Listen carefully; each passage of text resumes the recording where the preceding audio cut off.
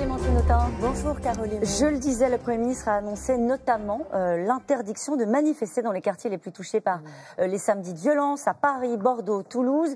L'exécutif hausse le ton? Je vous le dis franchement, assez atterrée et aussi inquiète par le choix du gouvernement qui s'enferre dans une logique d'escalade de la violence.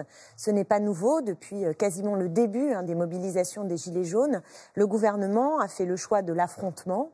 Et il dispose... C'est le gouvernement qui a fait le choix de l'affrontement, Clémentine Autain. Le gouvernement a fait le choix de l'escalade de la violence. Oui, je le dis très sincèrement. Je suis en désaccord complet avec les méthodes qui consistent à casser des bâtiments et à vouloir en découdre physiquement. Donc je ne suis pas du tout d'accord avec ces formes de violence du côté des manifestants. Et pourtant, il faut y répondre à ces violences. Oui, et la réponse du gouvernement ne fait qu'accroître la violence. Et c'est ce que nous n'avons cessé de dire au Parlement en expliquant que ce qu'il fallait faire, c'est revisiter l'arsenal de réponse pour le maintien de l'ordre. Vous savez qu'en France, on a un dispositif qui est l'un des plus sécuritaires de toute l'Europe.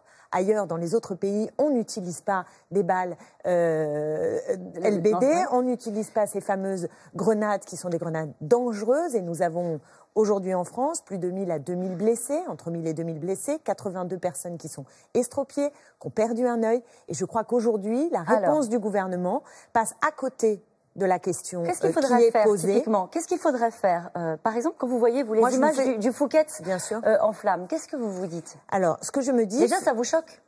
Évidemment, je n'aime pas voir des images en boucle, par ailleurs, où on voit cette France qui brûle, Bon, c'est évidemment pas le climat démocratique que je souhaite pour mon pays, je vous le dis très tranquillement.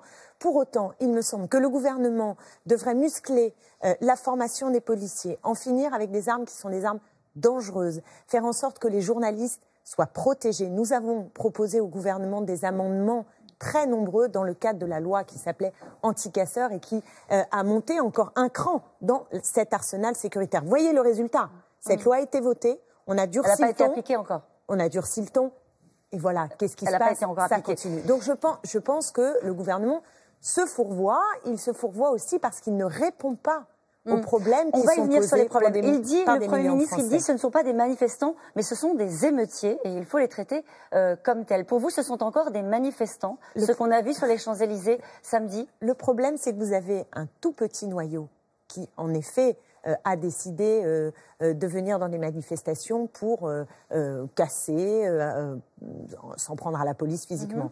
Mais vous avez de très nombreux manifestants qui viennent pacifiquement et qui sont amalgamés. Or, l'État doit assurer le droit de manifester, notamment pour les personnes qui manifestent pacifiquement. Et ce qu'a annoncé Édouard Philippe hier, je vous le signale, risque de remettre en cause le droit à manifester. Donc on est dans un moins-disant démocratique, là où le gouvernement devrait protéger ceux qui manifestent. Est-ce qu'il devrait déclarer les manifestations pour justement vous dire qu'il faut respecter un cadre légal pour pouvoir manifester de manière sereine? Il y a déjà... Est-ce qu'il faudrait, par exemple, que les Gilets jaunes, que les représentants des Gilets jaunes défilent, comme ça s'est passé, par exemple, pour la marche pour le climat? Vous voyez bien que c'était un samedi, c'était 2 poids 2 mesures. Oui, est-ce qu'il y a une responsabilité aussi de la part des organisateurs des manifestations des Gilets jaunes? 2 poids 2 mesures aussi dans le traitement, permettez-moi de faire cette incise, mais qui est très importante. C'est-à-dire que ce week-end, en boucle, nous avons vu les images de violence, alors que sans doute que l'événement le plus important du week-end aura été cette marche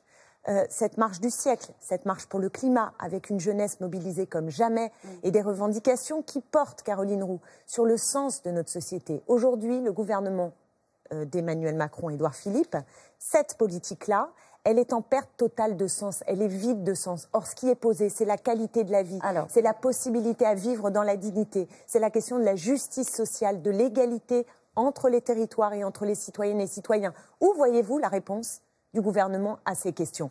Édouard Philippe est intervenu, elle est uniquement sur le terrain sécuritaire. Ça veut dire que vous iriez jusqu'à dire qu'il y a une forme d'instrumentalisation du sujet par l'exécutif?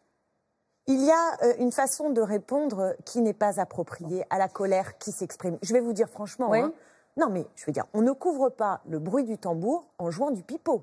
C'est précisément ce que fait le gouvernement aujourd'hui, avec son grand débat. Sur quoi il joue du pipeau? Avec son grand débat. Il ouvre un grand débat dont on ne sait pas comment les questions vont être tranchées. Les Français peuvent dire majoritairement il faut revenir sur l'ISF, il faut agir sur le prix des choses. Vous vous rendez compte qu'il y a une augmentation du panier quand vous allez au supermarché, là, ce qui s'annonce, c'est une augmentation de plus 6% de votre panier d'achat pour manger. Avec la loi alimentation ? Oui.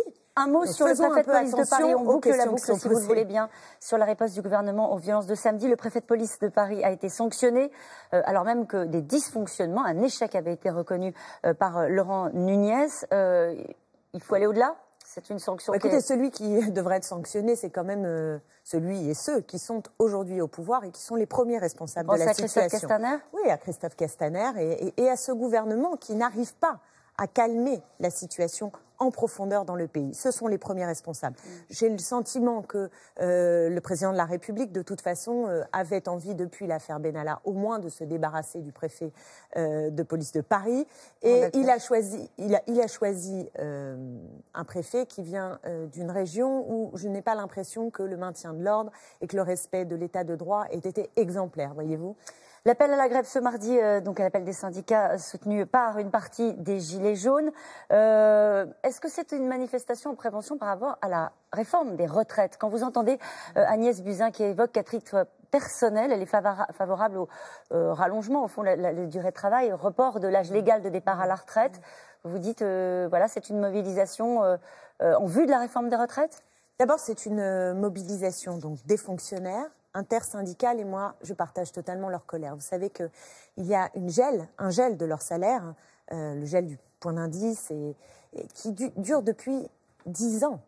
Donc il y a une paupérisation dans toute une série de métiers de la fonction publique qui est inquiétante. Je pense aux professeurs, je pense au personnel hospitalier qui vivent quand même dans des conditions très difficiles. Vous connaissez le burn-out actuel à l'hôpital. Donc cette mobilisation interprofessionnelle, elle porte sur les mesures répressives du gouvernement, c'est-à-dire contre, dire attention, il faut faire attention à ne pas pénaliser l'action syndicale. Il faut qu'on reste dans un rapport de dialogue social, enfin de confrontation sociale, mais en tout cas, il faut que ça fonctionne. Je veux dire, malheureusement, il se trouve que quand vous demandez calmement, moi je l'ai vu avec les Arjowiggins. Vous connaissez les Arjowiggins, c'est une entreprise qui aujourd'hui est menacée de licenciement. Et on a un problème avec la politique industrielle. Je discute avec eux, ils vont être licenciés, tout le monde s'en fiche. Ils interpellent le gouvernement, personne ne leur parle. Les syndicats ne sont pas entendus. Alors qu'est-ce qu'ils se disent? Qu'est-ce qu'il va falloir faire? Ça veut dire que vous justifiez la violence dans l'action syndicale? Je ne la justifie pas. Je dis au gouvernement qu'il a la responsabilité de muscler les cadres démocratiques, d'entendre les syndicats. Et cette mobilisation aujourd'hui n'est sans doute pas la dernière. Vous savez qu'il y a aussi une mobilisation le 30 contre la loi Blanquer pour ce qui concerne l'éducation. Et moi, j'observe que le printemps social est un peu en avance, mais c'est sans doute parce qu'il n'y a plus de saison. Ça fait longtemps que vous l'attendez, le printemps social, hein. Bien sûr.